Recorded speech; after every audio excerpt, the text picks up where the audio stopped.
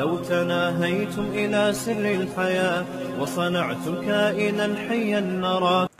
یہ جو جڑی بوٹیوں والا جو شاندہ ہے نا، جڑی بوٹیوں والا اتنا فائدے مند ہے صحت کے لیے. آپ کو نزلہ ہو دیر سے ٹھیک کرے گا، یہ دیر سے، لیکن خاندانی ٹھیک کر دے گا آپ کو. آپ اس کو 2 گھنٹے پانی میں بھگوئیں، پھر یعنی 2 گلاس پانی میں آپ نے 2 گھنٹے یہ جو شاندہ بھگونا ہے. ابھی بھی میرے پاس پڑا ہوا ہے دراز میں، بس پڑا ہوا ہے، دیکھ دیکھ کے خوش ہوتا رہتا ہوں کیونکہ اس کے لیے محنت کرنی پڑتی ہے. یہ جو شاندہ آپ نے جڑی بوٹیوں والا، یہ آپ نے 2 گھنٹے پانی میں بھگو کے رکھا، ہلکی آنچ پہ، اسٹیل کی دیگچی میں ہلکی آنچ پہ پکایا اس کو، 1 کپ رہ گیا اور اس کو چھان لیا. وہ کڑوا کڑوا آپ پی کے رات کو سو جاؤ، اور جو کچرا بچا ہے اس میں 2 گلاس اور ڈال دو. اچھا کمال کی بات ہے، یہ نسخہ مجھے بچپن میں ایلوپیتھک ڈاکٹر نے بتایا تھا. مجھے نزلہ بہت رہتا تھا نا، سر میں جمع رہتا تھا. اس نے کہا مفتی صاحب ہمارے پاس تو اینٹی الرجی ہے، ہم کھلائیں گے، آپ ٹھیک ہو جاؤ گے، پھر ویسے ہی ہو جاؤ گے. اور اس نے کہا کہ یہ پیو، یہ ہر چیز ٹھیک، پیٹ بھی ٹھیک کرے گا، جسم کو طاقت بھی بحال کرے گا، دماغی طاقت. اس کا نسخہ ہی آپ پڑھ لو نا، ایسی خاندانی چیزیں، خمیرہ، گاؤ زبان اور بلفشائیں گلفشاں، پتہ نہیں کیا کیا ایسی جنت کے سارے پھل اس میں ڈالے ہوئے انہوں نے. نام سے ہی آدمی کے خوش ہو جاتا ہے. تو ہے کڑوا، مزہ نہیں آئے گا پینے میں، تو شہد ملا لو اس میں. ہم تو کڑوا کڑوا بھی پی لیتے ہیں. آپ رات کو پیو، پی کے سو جاؤ، اور وہ آپ نے جو وہ تھا نا، وہ 2 گلاس پانی دوبارہ اس میں ڈال دیے. صبح پھر اسے بوائل کرو اور 1 کپ رکھ لو، پھر وہ بھی پی لو نہار منہ خالی پیٹ. چند دن پی کے دیکھو، ایک دم فائدہ نہیں ہوگا. 3-4 دن کے بعد آپ دیکھو سر سے پرانا فرنیچر، پرانے جو چیزیں نکلیں گی نا، جو چیزیں نکلیں گی ناک کے راستے، پرانا فرنیچر، پرانے لحاف، دادی کا جہیز، ٹوٹی ہوئی الماریاں، جیسے پرانے گھر سے نہیں سامان نکل رہا ہوتا جب صفائی ہوتی ہے، پرانے چپل، یہ سب کچھ نکلے گا سر سے. تو صاحب ایک دم سر آپ کا صاف ستھرا، پیٹ سسٹم ایک دم خاندانی ہو جائے گا. 1 ہفتہ پی لو اپنے خرچے پہ.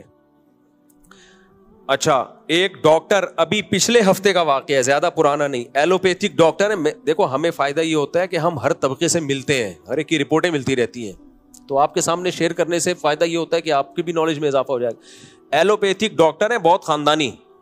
انہوں نے اپنا واقعہ مجھے خود سنایا. کہتے ہیں میرے آدھے سر میں درد رہتا تھا، علاج کرا کرا کے تھک گیا، ٹھیک نہیں ہوا. اب ضروری نہیں کہ اس نسخے سے ہر ایک کوئی فائدہ ہو. آدھے سر میں درد کی بہت ساری قسمیں ہوتی ہیں، سارے جا کے یہ کرنا شروع کر دیں.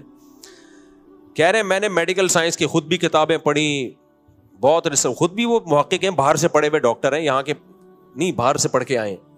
کہہ رہے میری اماں نے بتایا، یہ واقعہ ہوگا 95-96 کا، ابھی تو وہ ایجڈ ہو گئے. کہہ رہے میری اماں نے بتایا ادھر قبلہ حکیم صاحب ہے، ان کے پاس چلا جا. وہ حکیم بھی انا للہ ہو چکا ہے، ان کا بوڑھے حکیم تھے، شاید حکیم مرسلین ہی نہ ہو جن کے پاس میں ٹھیک ہوا تھا جا کے. وہاں حکیم صاحب ہے، ان کے پاس چلے گا. میں نے کہا یہ حکیموں وکیموں کو میں نہیں مانتا.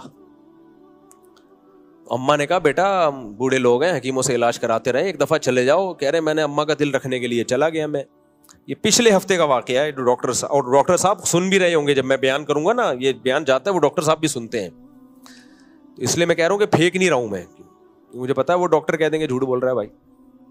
تو کہتے ہیں میں آدھے سر میں درد رہتا تھا میرے.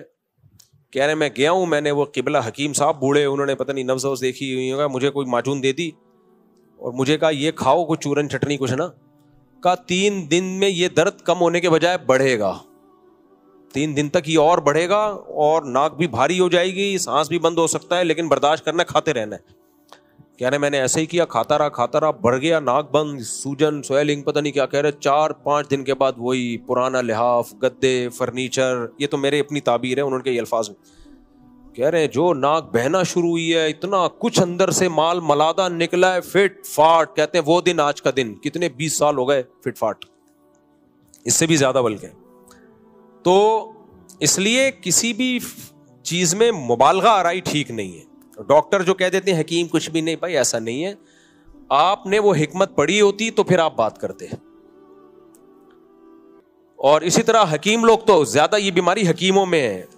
اور ہومیوپیتھک تو ایسے ماشاءاللہ پھینکو آ رہے ہیں نا مارکیٹ میں، ایسے ایسے پھینکو آ رہے ہیں ہومیوپیتھک. جس کمبخت کو کچھ نہیں آتا ہومیوپیتھک ڈاکٹر بنا ہوا ہے وہ. جرمنی میں سب سے مشکل کام ہومیوپیتھک ڈاکٹر بننا ہے. جہاں سے یہ فن آیا ہے, یہ جرمن ڈاکٹر تھا نا ہومیوپیتھک کا بانی, وہاں آپ کو وہ ایک پورے شہر میں 1-8 ڈاکٹر ملے گا آپ کو. ہمارے یہاں جس کو کچھ نہیں آ رہا وہ ہومیوپیتھک کورس کر کے کیا بنا ہوا ہے, ہومیوپیتھک ڈاکٹر بنا ہوا ہے. ہر بیماری کا علاج یہ ہے, ایسا نہیں ہے. ہومیوپیتھک بہت مشکل فن ہے, اس میں علامتیں بہت زیادہ دیکھنی پڑتی ہیں, اس کے بعد جا کے آدمی فیصلہ, وہ میڈیسن تجویز کی جاتی ہے کہ یہ کیا ہے. تو ہر فیلڈ میں اچھے بھی ہیں برے لوگ بھی ہیں, کسی کی بھی آپ 100% نفی نہیں کر سکتے. تو یہ قوم کی ایک بیماری ہے ہماری. حکیم سعید صاحب بہت زبردست حکیم تھے. وہ پاکستان میں چند ایک حکیم اجمل ہو گیا, حکیم مرسلین, حکیم سعید, یہ بڑے خاندانی حکیم گزرے, بہت ایکسپرٹ تھے یہ لوگ. ان کی اچھی بات پتہ ہے کیا تھی؟ حکیم سعید صاحب کی بات یہ تھی کہ بعض دفعہ ان کو پتا ہوتا تھا اس بیماری کا ایلوپیتھک میں آسان علاج ہے اور اچھا, وہ ایلوپیتھک دوا لکھ کے دے دیتے تھے. لوگ پھر اس سے چڑھتے تھے کہ یار وہاں حکیمی علاج کرانے آئے ہیں. تو ان کی بات یہی ہوتی تھی تمہیں آم کھانے سے مطلب ہے, یہ پیڑ گننے سے مطلب ہے. آم کھانے سے مطلب ہے پیڑ گننے سے. مجھے یاد ہے ایک حکیم صاحب ہوا کرتے تھے, میں ان کے پاس چلا گیا, وہ ان کو شہید کر دیا دہشت گردوں نے. اچھے لوگ ویسے ہی شہید ہو جاتے ہیں بیچارے. تو مجھے بخار تھا, انہوں نے مجھے پیناڈول دے دی. میں نے کہا میں تو حکیمی علاج کرنے ہیں. انہوں نے کہا بیٹا پیناڈول بہترین چیز ہے, اس کے کوئی سائڈ افیکٹ نہیں ہے, بخار کے لیے بہترین چیز ہے, کھا لو. یہ ہمارے پاس بھی ہے کہ یہ کھا لو, جب اس سے آرام سے اتر جائے گا تو کیا ضرورت ہے, تو کوئی باقی ضرورت ہوگی کوئی بیماری کی تو میں دوا دے دوں گا. تو ایسے حکیم مارکیٹ میں کیا چل رہے ہیں, شارٹ, ایماندار نہیں ہے نا. حکیم کی بھرم بازیاں ہوتی ہیں. آج کل اسٹیرائڈ کا استعمال, اسٹیرائڈ ہوتا ہے نا, اس کا بہت زیادہ استعمال کر رہے ہیں حکیم. میں نے ابھی 2 حکیموں کو پکڑا ہے اس میں. ایک لڑکے کو انہوں نے دوا دی, اب بات حیا کے خلاف ہے, وہ لڑکا بیچارہ وہ ہے مسائل جو آج کل نوجوانوں کے ہیں, شادی ہو گئی یہ وغیرہ وغیرہ, تو کسی حکیم قبلہ کے پاس چلا گیا. میں نے منع کیا حکیم کے پاس نہ جانا, اس میں ڈرامے بازی بہت ہو رہی ہے. وہ نہیں چلا گیا, وہ دوائیں کھا کے پتہ نہیں ٹارزن بنا ہوا گھوم رہا ہے. میں نے کہا بس کر, اپنی زندگی برباد نہیں کر. کہہ رہے نہیں وہ بڑے زبردست حکیم ہیں. میں نے وہ دوا, میں نے کہا ایک لیب ہے اس میں جا کے ریسرچ کر, تحقیق کروا لے. کروائی تو اسٹیرائڈ نکلی اس کے اندر. میں نے کہا حکیم کو جا کے پکڑ, وہ تو بیڑا غرق کر رہے تیرا. تو حکیم صاحب نے کہا اوہو غلطی سے کسی نے ڈال دی ہوگی دوا. ایک اور حکیم اس سے بھی بڑا, بڑے نیک پرہیزگار قبلہ حکیم تھے, وہ ان کے پاس چلا گیا, وہاں سے لے کر آیا. پھر میں نے اس کو منع کیا, میں نے کہا مت پڑھو ان چکروں میں, یہ تمہارا دماغی مسئلہ ہے اور جسمانی نہیں ہے. کھوپڑی خراب ہوئی ہے, یہ سائیکیٹرسٹ یا سائیکولوجسٹ کو دکھاؤ. نہیں جی وہ شوق تھا, اس کی تحقیق کروائی, اس میں بھی اسٹیرائڈ. کچھ حکیموں نے کروڑ پتی بن گئے. کیسے؟ پیناڈول کا پاؤڈر بنایا ہوا ہے کوٹ کے. اب پیناڈول آپ کھاتے ہیں, آپ کی باڈی ہلکی پھلکی ہو جاتی ہے. انہوں نے کیا کہ نیو کراچی میں تھا, پکڑا گیا تھا حکیم. وہ کیا کرتا تھا, پیناڈول اور ڈسپرین اس کے نا پاؤڈر بنا کے تھوڑا سا اس میں چورن بھی ملا دیا تاکہ پتہ ہی نہ چلے کیا ہے. پورے ڈبے بھرے ہوئے ہیں, پڑیاں بنا کے لوگوں کو, اور اس میں اسٹیرائڈ وغیرہ بھی ڈال دی ہوگی. جو کھا رہا ہے ایک دم فٹ فاٹ, پین وین ختم. تو بعد میں پکڑا گیا. تو یہ بہت ڈرامے ہیں اس میں, بہت ڈرامے ہیں اس میں. تو حکومت نے سرپرستی چھوڑ دی ہے. جب حکومت, ڈاکٹروں کی تو پھر بھی کچھ نہ کچھ نگرانی ہے, حکیموں کا تو بھائی بہت ہی برا حال ہوا ہے. تو علم غلط نہیں ہے, حکمت کا علم بہت خاندانی ہے, شاندار ہے, لیکن حکومت نے سرپرستی چھوڑ دی ہے تو اس میں فراڈیوں کی ایک بھرمار ہے. ہوا و حرص والا دل بدل دے, میرا غفلت میں ڈوبا دل بدل دے.